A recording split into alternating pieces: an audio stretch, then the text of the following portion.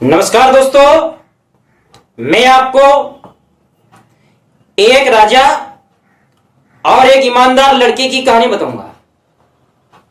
एक राजा था, उसके पुत्र नहीं था और उस राजा को अब चिंता होने लगी कि मेरे मरने के बाद मेरा उत्तराधिकारी कौन होगा। तब राजा के मन में एक विचार आया और राजा ने सोचा कि अपने राज्य में जो लड़के हैं वो सब अपने हैं और अपने को उनकी परीक्षा लेनी चाहिए। जो उस परीक्षा में सफल होगा मैं उसको राज्य का उत्तराधिकारी बना दूंगा। अब देखो, जो राजा महाराज हैं वो कैसे अपने राज्य के ईमानदार लड़कों की परीक्षा लेते हैं।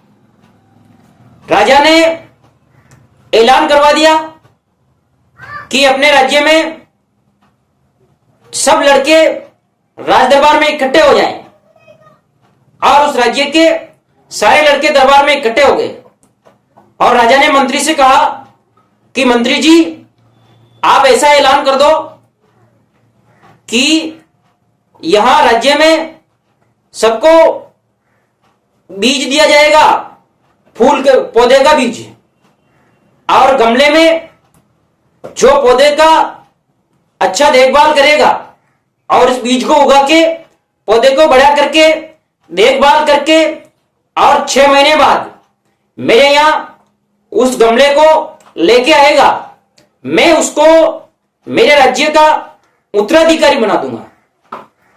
अब देखो, उस राज्य के लड़कों में प्रबल इच्छा जाग गई थी, एक लालसा जाग गई थी, होड़ मच गई थी कि मैं राज्य का उत्तराधिकारी बनूंगा। कोई कहता मैं बनूंगा और मंत्री जी ने ऐलान करवा दिया और सबको एक एक गमला और बीज दे दिया। सब लड़के चले गए। लड़कों के मन में लालसा थी। लड़कों ने गमले में बीज को बोया और मिट्टी से अच्छे से भरा और उसकी देखभाल करने लगे। सबके गमलों में पौधा उग गया था। एक लड़का ऐसा था जिसने भी अच्छी देखभाल की। 3 महीना हो गया लेकिन उसका जो बीज है वो उगा ही नहीं था। उसको पानी भी समय पे दे रहा था, उसकी सारी देखभाल उसकी समय पे कर रहा था, लेकिन वो बीज नहीं उग पाया। अब उसको बहुत चिंता होने लगी। फिर भी उसने हिम्मत नहीं हारी, वो उसकी देखभाल करते रहा। देखभाल करते करते 6 महीने हो गए लेकिन उसमें पौधा उगा ही नहीं, वो बीज ही नहीं उगा। अब देखो, 6 महीने हो गए, राजा ने जो समय दिया था वो पूरा हो गया था और उस राज्य के सब लड़के अपना अपना गमला लेके और दरबार में पहुंच गए। दरबार में पहुंचे तो मंत्री जी ने उनकी लाइन लगवा दी और राजा साहब देखने के लिए आए और देख के राजा साहब बहुत खुश हुए। राजा साहब ने देखा मेरे राज्य के ईमानदार लड़कों ने मेहनत की और गमले की देखभाल की, इसमें पौधा उगाया। लेकिन राजा ने सबके पौधे देखे थे। एक लड़का ऐसा था जिसके गमले में पौधा ही नहीं था और राजा ने बड़े दरबार में उसको राजा साहब के पास बुलाया और कहा, बेटा तेरा पौधा कहां गया है?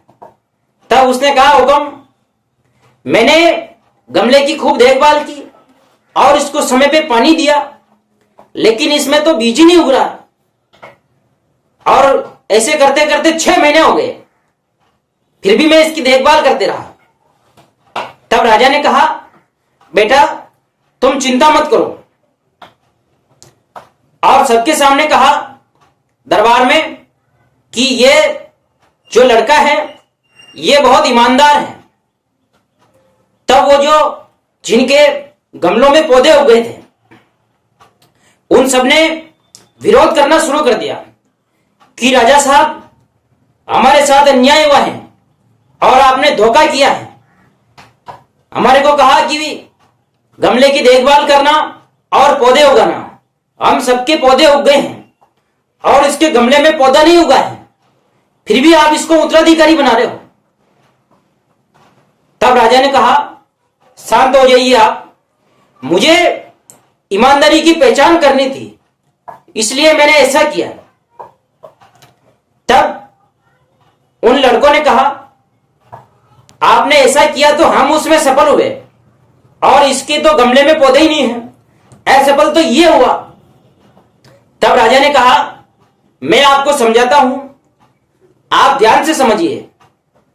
राजा साहब ने कहा, देखो, इस लड़के ने निस्वार्थ भाव से इस गमले की देखभाल की है और आपके मन में जिज्ञासा थी, आपके मन में लालच थी। आप लालच के कारण आपने गमलों की देखभाल की और आपके पौधा उग के आया।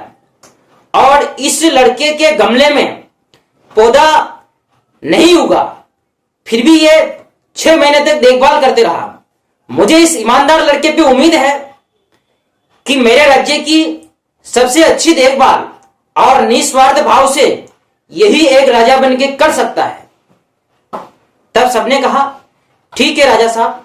और राजा साहब ने आदेश दिया कि आपने जो पौधे आपके गमले में उग के आए हैं, इसको राज दरबार में जो अपना बगीचा है उसमें आप रखे आ जाओ। मैं आपसे बहुत प्रसन्न हूं और आपने गमलों की देखभाल की और आप सबके पौधे उगाए हैं, तो अपने राज्य की शान बन जाएगी कि ये जनता का दिया हुआ पौधा है, लड़कों का दिया हुआ पौधा है। राजा बहुत खुश हुए और प्रजा को समझाया, प्रजा भी बहुत खुश हुई। सबके सामने उस लड़के का राज तिलक कर दिया और राजा ने उसको उत्तराधिकारी बना दिया। दोस्तों, ये कहानी आपको कैसी लगी? ये कहानी आपको अच्छी लगी तो आप वीडियो को लाइक करें, शेयर करें, कमेंट्स करें और मेरे चैनल दनुज बसेटिया को सब्सक्राइब करें। धन्यवाद दोस्तों।